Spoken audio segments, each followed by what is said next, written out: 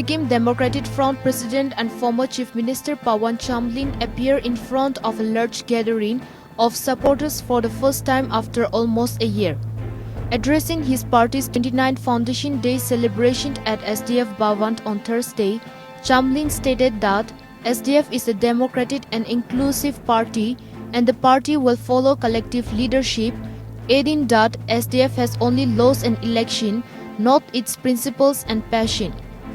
In his address, Chamlin urged party workers to learn from mistakes made in last 25 years and evaluate the good work done by the party in order to work for the state in the future. He further urged them to accept the challenge to work harder in days to come in the interest of Sikkim and its people.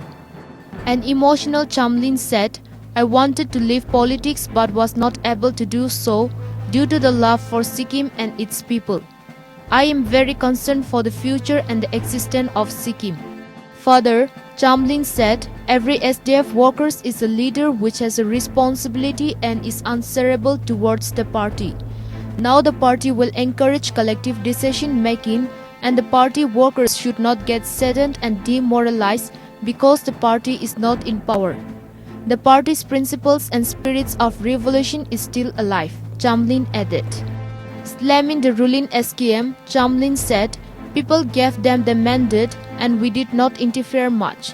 We left the field empty for the SKM for 2 years, but they scored suicide goals repeatedly and brought defeats for Sikkim." While talking about the work and achievements of the SDF government in the education sector, Chamlin condemned the expulsion order given to 4 students of Gezing Government College and expressed his outrage over some students being labeled as anti-national and terrorists by the ruling front. He demanded that the education department revoke their expulsion, apologize to the students, and suspend the principal of Gezing Government College.